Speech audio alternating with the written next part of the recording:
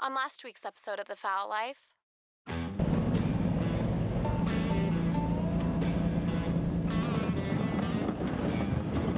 Why does the swan say TWA on the side? Because he's banded. USA. Okay? Woo! Did it! Did it!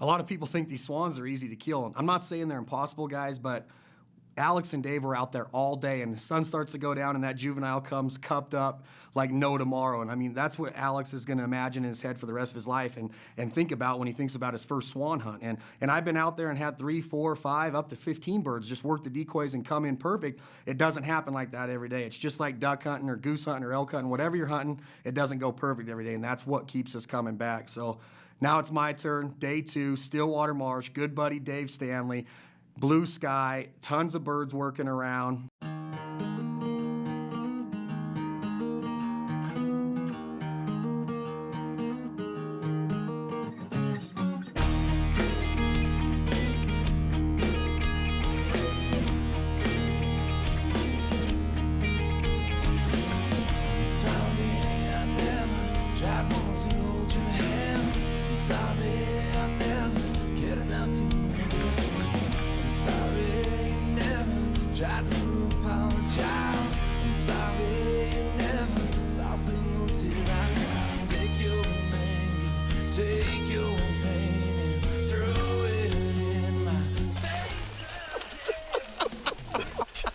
If you're not camouflaged enough, this is what you do. you take some of this. As you can tell, it's a slow day. This is fun you can have with cattails. You could put his eye out with that. We're not very hidden here, so this is what you got to do. You just take like this and go. The top of his head needs a little. Go ahead. No. His face. No, not in the face. No, just close your eyes. Let me do it. Let me do it. Take it for the team. Take it for the team. Okay, go ahead. Watch out, Alex. Watch your hand. Just take it for the team. Just take one for the team. Go. Take it for the team. It's a soft one. Yeah, here we go.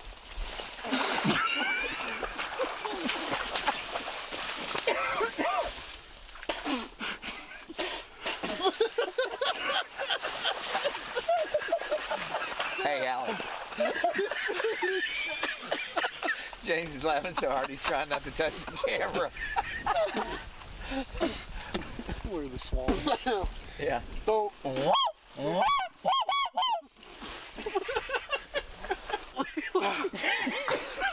I've literally eaten 4 cattails today. Get it off your hat.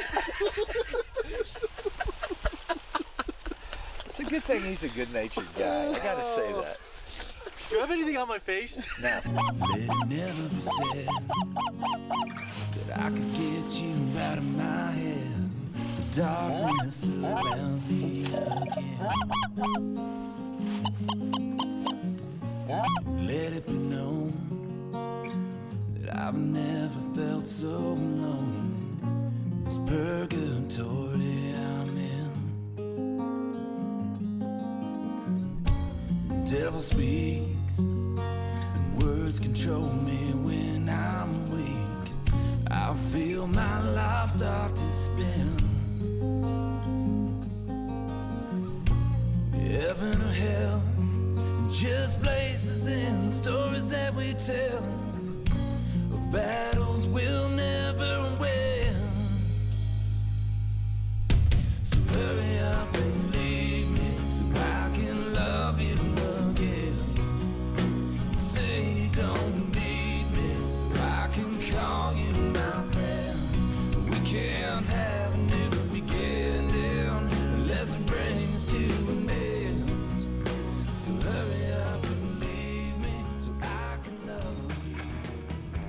Fowl Life is brought to you by Sportsman's Warehouse, Toyota Trucks, Legacy Sports, and Zinc Calls.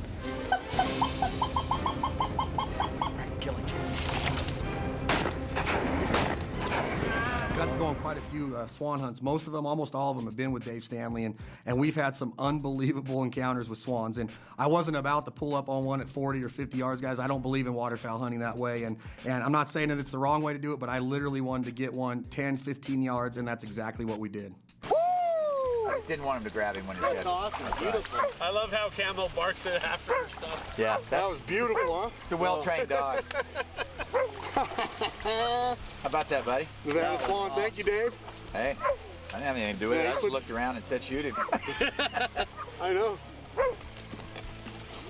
Hey, good first shot, though. Shot right out in front of him. That day before, I managed to shoot a nice young swan. Beautiful feathers, beautiful bird, but it wasn't quite developed yet, didn't have the full colors that a mature swan has. So when Chad showed me the bird that he shot, man, what a trophy. Big old pretty swan. Check it out. Huh? Check it out. That's a big one. Yeah. Beautiful. Swan season 2009, Nevada. Stillwater Marsh with good buddy, Team Maniac member Dave Stanley, my brother Clay and Alex. Awesome. Going through high school and college, man, I literally could not stand biology, but after this swan hunt, Alex and I and Dave called up good buddy Bill Henry, who's one of the top swan biologists and waterfowl biologists in the country, and he comes over to the Canvasback Duck Club and he literally lays it down, Biology 101 for tundra swan hunting, and it was interesting. I mean, to know what these birds do and how they migrate and why there's so many juveniles and why the adults fly together. I mean, listening to Bill talk about this, it made me think, if we took the time to apply the biological makeup to everything that we're hunting, we'd have such a better understanding as hunters, and it would give us even more of an advantage of not just having the best calls or the best decoys or the boats and motors and go devils and all this stuff. We'd be unstoppable pretty much as hunters. And you guys, take the time, learn about the sport that you're hunting, listen to guys like Bill Henry, and more importantly, when you do have the luck of harvesting a swan, whether you're in North Carolina or Utah or Nevada, report that swan in, let them get the measurements, the beak, the legs, the feet, the wingspan, let them apply all that information to what they need to do, and they're gonna preserve this heritage of swan hunting and waterfowl hunting for many generations to come, and that's what we're in this for, guys. Bill? I'm here. All right, buddy, this is Alex Langbelly. Alex, how you Nice doing? to meet you. Yeah. We killed a couple pretty good swans. So What do you think of that one? Well, we've been doing swan validation for as long as the state's been doing this, which is, I guess, almost 20 years now. It's part of the program, yeah. It's a way of monitoring trumpeter harvest or potential trumpeter harvest in the state of Nevada. So it's a validation program to make sure that we don't exceed that trumpeter quota. What we do is we measure the bill, and we're looking, because a trumpeter will be almost 3 or 4 inches longer if it were a trumpeter. Huge bill on them, yeah. Most of these birds are coming out of Alaska, the delta of the Yukon-Kuskokwim Delta. That's a big production area up there, and they're nesting on the coastal plain, flying down and going through Montana, Freeze Out Lake, Montana, and then from there they're heading into the Great Salt Lake of Utah. From there, they stage up and then they move across here. Depending on our conditions here, habitat and or freezing conditions, they'll either stay or move right through to California. On the wintering grounds, they have a protocol where we use the black collar, where on the breeding grounds, like in Alaska, they're blue. So if you see a blue collar bird, it still report that, because it's information that we know that at least it's Alaska bird coming through wherever you're sighting it. You know, if it's east side of Washington, western Washington, whatever. So it's information that we can still gain and show glean some information from it. So is it beneficial for hunters if they notice collared swans to notify you? Right. Even if they don't harvest them, and if they just see them in. Every bit of information we can glean from this is valuable information. If you see just maybe a carcass with a band, that's happened before. We went to so much trouble to mark and tag these birds that we want to have the sighting or the recovery reported, by all means. But you get into trophy hunting for bands only, then you get it's skewed, it's biased towards that, and you're selecting out those. And you go to all this trouble to mark the birds, and then you have someone seeking them or selecting them out, then you don't get the same data as you would as long term, because these swans will live 25 years. That's why we have such a long-term interest in them, and of course they're a long-lived species. So once they get past that first year, they're tuned up, they know what they're doing, and long-lived. Actually, I witnessed a coyote capture a swan off of Pyramid Lake last year when I was fishing over there. Couldn't believe it. They're sleeping on the edge, and I thought, I hear this ruckus, and then I looked across, and I go, what the heck? And that swan, coyote had come out and grabbed it by its back, and I watched it rip it apart. It was pretty gross. We were telling Alex what the coyotes can do out here once the ice comes like this, and they're mobile around all these little potholes. Oh yeah, any cripple. Water, the cripples, the coots, the Yep. swans sleeping on the ice. Those coyotes can put a pretty good. They're crafty. They've got it figured out. So a lot of guys ask us why we hunt them all the time. Being the fowl life and the waterfowl hunting, and I think people don't really have an understanding of what devastation a coyote can occur on a local, like a Stillwater marsh. As many coyotes are out in this valley, they got to take their toll on the ducks and geese and swans. The Fowl Life is brought to you by Dakota Decoy, Heavy Shot, Otis Technology, and High Viz.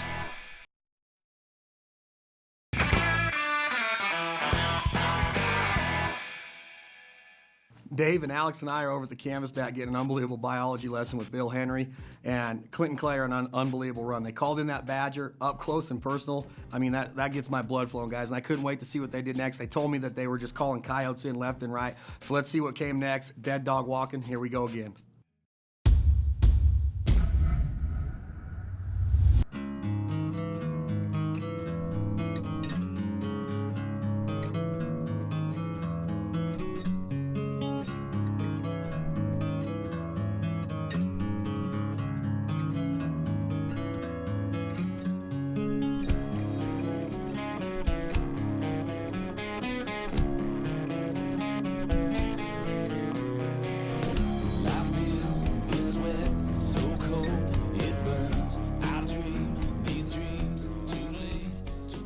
Second stand in the morning here, we're going to be blowing on the jackknife from St. Gall's.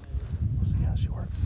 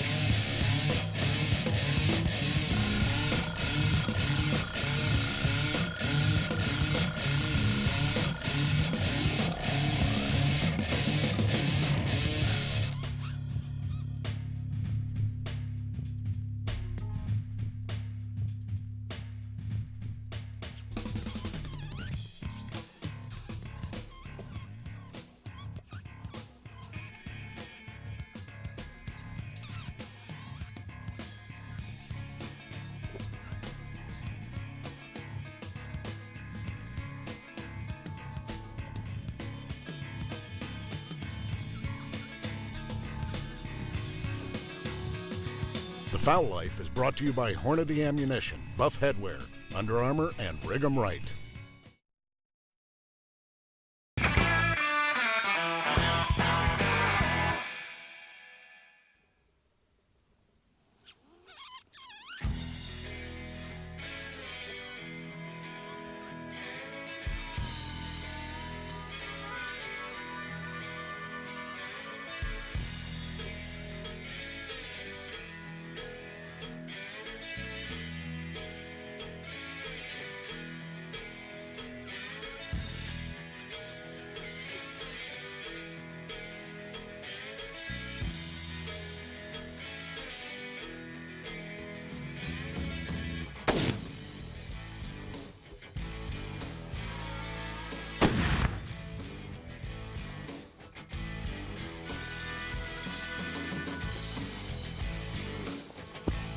So this stand here is getting a little cold.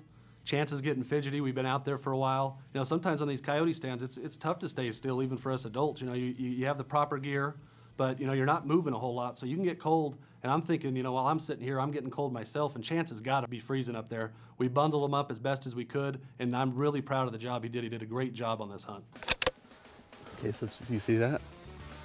I ejected my shell, and I got to double check to make sure I don't have any bullets in there.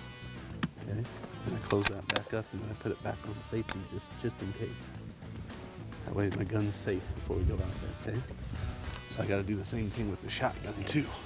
It's not very often that you could take advantage of days like this, guys. Clint and Clay are out there. Every time they're putting the call to their lips, they're calling in predators. And when you have a kid with you like Chance is out there, he's 6 years old, and he hasn't had a lot of experience doing this. So take the advantage. Teach them why you're out there. If they're successful, they're going to want to keep being successful. They're going to want to learn more. Their brains are like sponges. Chance is just sitting there soaking it all in, whether it was about gun safety or calling or lip smacking or what to look for. And he did. He spotted that first badger. He's never going to forget that. And all we hear now is, when are we going out again? Uncle Chad, Clay, Dad, when are you guys going coyote hunting again? I want to go. Now his little brother Caden's into it. They can't wait to get after the ducks, the geese, the predators, guys. And to me, I'm going to say it again, and I'm going to reiterate it every single time I get the opportunity. There's nothing more important than keeping our heritage going in this great sport of hunting in the outdoors and being a conservationist. Chance and Caden, there's some up-and-coming hunters, and there's a ton of them around this country. Let's do what we can. It's part of our responsibility as being the generation of today, and I can't say it strong enough, guys. Get kids involved in this sport. And then that was pretty cool. Did you see how those magpies came in? We had 3 or 4 different magpies coming from all out in front of us, and that's a really good sign that there's coyotes in the area, because they usually will see a coyote coming towards the call, and they'll follow it. They'll follow the coyote in. So Daddy, when he saw that coyote, or when he saw that magpie sit on that branch, he turned his gun towards that magpie because he knew there was going to be a coyote coming from there. And so I was ready to go for it, and then when the coyote showed her face, we just sat there and waited for her because we wanted to try to get her to come closer, but she just stayed right there. We got another antelope kill right down here. Right down here at the bottom. There's some more payback, baby. Chance, we're 2 for 2, dude. That was awesome, huh? Yeah? Want to go get another one? Guys, Chance is out there. I mean, I'm telling you, he's watched Devil Dogs that we did with Zinc Calls and Freddy Zink, and he's watched the season 1 of the Fowl Life. He knows that we shoot predators. He knows that we shoot waterfowl, but he's still asking questions. And when my brother Clint stumbled upon that antelope kill, he took the time and took advantage again of the situation. They just got done harvesting a coyote and having a successful stand. He's going to teach Chance, what do they do to wildlife populations? What do they do to livestock? How did that antelope die? And Chance has a good understanding that we're out there to preserve the other livestock populations, and that's our job as a predator hunter and as a conservationist. And you know, it's a little bit higher education than what Chance is used to, but I'm telling you, he's 7 years old now, he was 6 back then, and he's soaking it in, and when he gets to be 10, 11, 12, and he gets to have his first hunting license, he's already gonna have a pretty good idea of why we are predator hunters. So I hope you guys take that to heart, teach your kids why you're hunting predators and why it's a good deal for hunters to do so. Hope you enjoyed that. And now, brothers and sisters, the Goose Gospel with Chad Belding. All right, guys, let's get back after the short read goose call. Here we are, week 5. We're covering the basics so far: hand positioning, tongue positioning, air pressure, clucks, moans, goose rhythm as opposed to humanistic rhythm. This week, going into our 5th tip, we're still not gonna introduce a new sound. We're gonna talk about volume control. Guys, I'm telling you, these calls are loud. The sound travels. Geese can hear them from a long ways away. A lot of people make this mistake, whether they're calling an elk or a coyote or a turkey. Learn how to call soft, learn how to call low, keep that volume down, and it's gonna make your loud, high-pitched stuff sound even that much more goosier down the line. So what we like to do is just learn how to control those hands and really squeeze off that call and get that sound just to stay right inside those hands. If those geese are 20 yards and you're trying to finish them, you don't need to be blowing loud. That last 20 yards is the most detrimental part of that hunt. You have to finish them, and when we're filming and trying to get that back flapping on camera, we have to be, conditioned in our head to say, hey, it's time to quiet down. And all I'm talking about, same air pressure, just squeezing down a little bit and